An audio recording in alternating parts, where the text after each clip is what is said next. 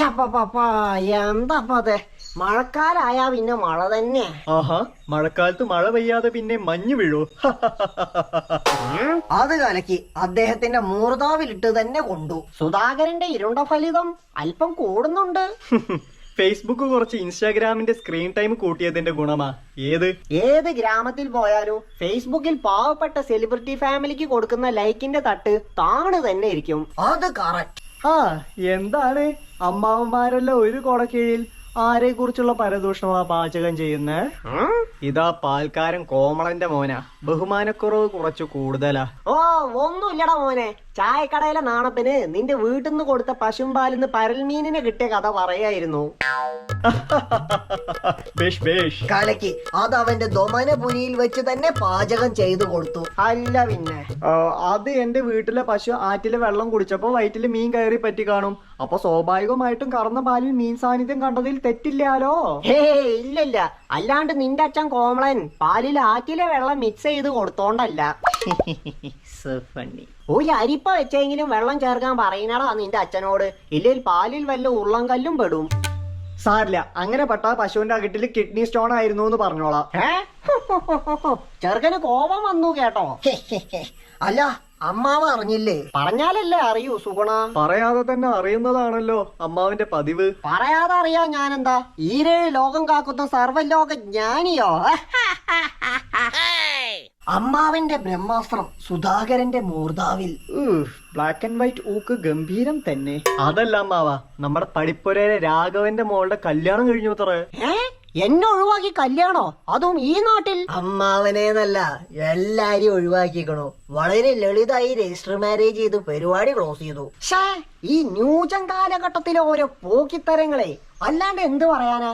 ഒരു കല്യാണം എന്നൊക്കെ പറഞ്ഞ നാട്ടുകാരെല്ലാം വിളിച്ച് സദ്യ എല്ലാം കൊടുത്ത് ചടങ്ങുകളെല്ലാം നടത്തി അഗ്നി ഭഗവാനെ സാക്ഷിയാക്കി മുന്നിൽ താലി കെട്ടി ആചാരപ്രകാരം നടത്തേണ്ടതല്ലേ?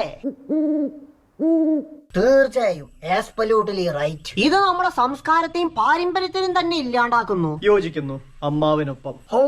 അതിനൊക്കെ ആ കോമക്കുറുപ്പിന്റെ കുട്ടിയുടെ കല്യാണം കണ്ടില്ലേ? 5000 പേർക്കുള്ള പരിപാടിയായിരുന്നു. അതൊക്കെയാണ് കല്യാണം. അതിനെ കല്യാണം എന്ന് പറഞ്ഞ അവഹേളിക്കല്ല സുഗുണ. അതെല്ലാം പ്രഹസനാണ്. 4 ആൾക്കാരുടെ മുന്നിൽ തന്റെ പണവും പത്രാസും കാണിക്കുന്ന എക്സിബിഷൻ ആയിരുന്നു അത്. 38 തരം സദ്യവട്ടങ്ങള്, 6 തരം പായസം, പോരാത്തതിന് നോൺ വെജ് ഐറ്റംസും. ഇതൊക്കെ എന്ത് കാശിന്റെ ഹുങ്ക്.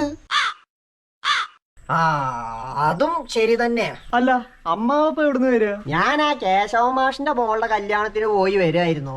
എന്നിട്ട് ഞങ്ങളൊന്നും വിളിച്ചില്ലാലോ. എന്നെയും വിളിച്ചിട്ടൊന്നുമില്ല, എന്നാലും പോയി അന്വേഷിക്കണ്ടേന്ന് കരുതി ഒന്ന് പോയതാ. വെറും 750 പേർക്കുള്ള പരിപാടിയായിരുന്നേ. അത്രയുള്ളൂ. സദ്യക്ക് ഒരു മെച്ചമില്ല. 2 തരം പായസം, വെറും 10-12 തരം കറികള്. ചോറാണേ വെന്തിട്ടില്ല, സാമ്പാറാണേലോ കാസർഗോഡ് ഒഴിച്ചാ തിരുവനന്തപുരത്താ ചെന്ന് നിക്ക. എന്തിനാ ഇങ്ങനെ പിശുക്കി ഒരു കല്യാണം നടത്തുന്നേന്നാവേ. ഇതിലും ഭേദം കെട്ടിച്ചു കൊടുക്കാതിരിക്കുന്നതാ നല്ലത്. ആണല്ലേ? Very pathetic. അല്ല അമ്മാവാ, ഞാനൊന്ന് ചോദിക്കട്ടെ. യുവതലമുറയുടെ ചോദ്യങ്ങൾ ഞങ്ങൾ എന്നും എൻകറേജ് ചെയ്തിട്ടേ ഉള്ളൂ. ചോദിച്ചോളൂ. അതല്ല, ജസ്റ്റ് സിമ്പിളായ ഒരു രജിസ്റ്റർ മാരേജ് ചെയ്താലും കുറ്റം, അവരുടെ ഇഷ്ടപ്രകാരം ആർഭാടമായി കല്യാണം നടത്തിയാലും കുറ്റം, എന്നാ നോർമലായി നടത്തിയാലോ അതിലും കുറ്റം.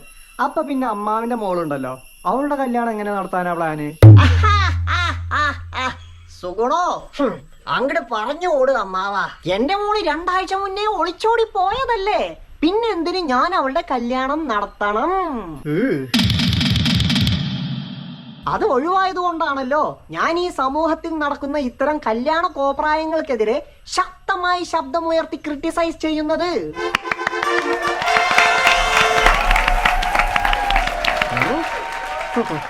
വെറുതെ അല്ല ഇജ്ജാതി ചോറിച്ചലും കടിയും. എന്താ?